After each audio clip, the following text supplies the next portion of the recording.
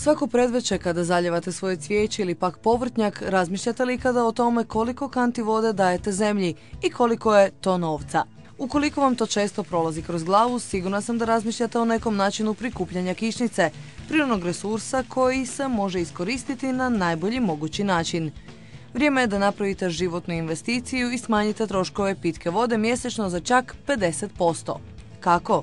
Ugrađivanjem spremnika i uređaja kako za prikupljanje kišnice, tako za pročišćavanje otpadnih voda. Mi smo sa ulaskom u Europsku uniju prihvatili na sebe obavezu da sve one zgrade, kuće, odmarališta koja nisu spojena na javnu kanalizaciju imaju obavezu ugraditi ovakve pročistače otpadnih voda, tako da je to definitivno budućnost.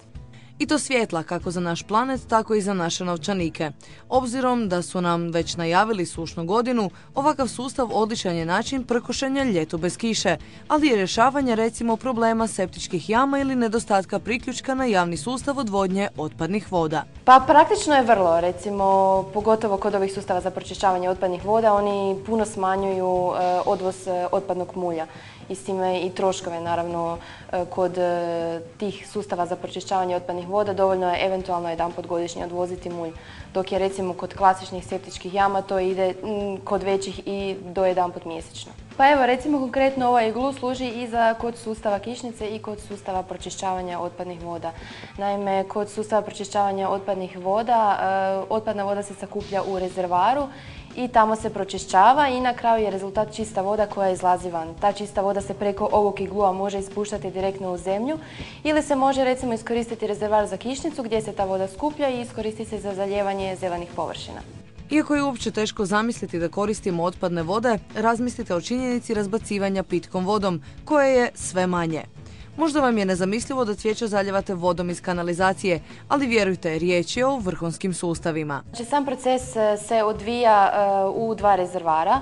U prvom rezervaru se sakuplja sva otpadna voda i preko modula za pročišćavanje se ta otpadna voda postupno prebacuje u drugi dio rezervara gdje se ta voda pročišćava. Znači, bakterije pročišćavaju tu vodu i na kraju je rezultat da čista voda izlazi iz rezervara. Za nju se dobivaju certifikati da se ona može ispuštati bilo kamo u prirodu. Uz to tako stvarate i mogućnost nadogradnje komposta za mulj. Za tako kvalitetne sustave biološkog pročišćavanja otpadnih voda svakako su birani najbolji materijali. To su sve ekološki materijali, napravljeni su iz polietilena što im i daje garanciju da su čvrsti i da izdrže tako dugo, znači 25 godina. Uz dugu garanciju na rezervare, tu je i trogodišnja garancija na tehniku. Sve je to dovoljno razloga da razmislite o ovakvom načinu očuvanja resursa. Kao i u ostalim programima energetske učinkovitosti, tako i u ovom poduzeće Larix ništa ne prepušta slučaju.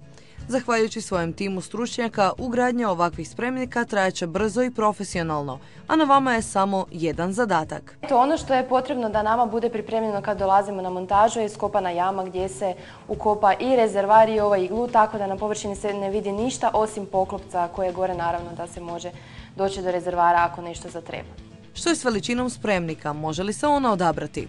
Kod tih rezervara ne bira se litraža, nego se oni određuju prema broju korisnika koji živi u kući. Prema tome se određuje onda i veličina rezervara, tako da bude dovoljan kapacitet da on može svakodnevno pročišćavati tu otpadnu vodu. Četveročlana obitelj, nekih 3000 litara je veličina rezervara. Nakon svega što ste čuli i vidjeli, sada si sigurno mislite kako nije potrebno narušavati vizualni izgled svog dvorišta s improviziranim spremnicima, jer ovi sustavi pružaju puno više. Nakon ugradnje prisjetit ćete se da ih imate, te kada vas na to podsjete manji računi za vodu i manji problemi oko kanalizacijskog sustava. Zbog svega navedenog ne čudi i sve veća zainteresiranost građana. Ljudi su zainteresirani jako i za jedne i za druge sustave, pogotovo za kišnicu s obzirom da su sušna razdoblja i postavljali smo već ovakvih sustava i ljudi su jako zadovoljni. Naravno, za sve to potrebno je izdvojiti određenu količinu novca, no dugoročno je to ulaganje. Podsjećamo vas na kraju ove priče i zašto. Uštede vode su velike, znači pitka voda se ne koristi ni za zalijevanje, ni za pranje automobila. Na kraju krajeva ova voda se, ako je recimo neko veće poduzeće ili nešto gdje je veći taj pročistač pa da bude više otpadne vode, ta voda se na kraju krajeva može iskoristiti i za recimo ispiranje WC školjke i za nešto u kući, znači gdje nije upitna kvaliteta pitke vode, pa se može iskoristiti i za to i na taj način opet uštedjeti. Recimo kod kišnice tamo se može i iskoristiti i za perilicu rublja.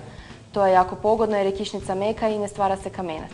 Vrijeme je da prestanemo zemlji oduzimati njeno te da se naučimo na pozitivan način iskorištavati ono što nam priroda daje. A za vaše pametne odluke tu je poduzeće s najboljim rješenjima Larix.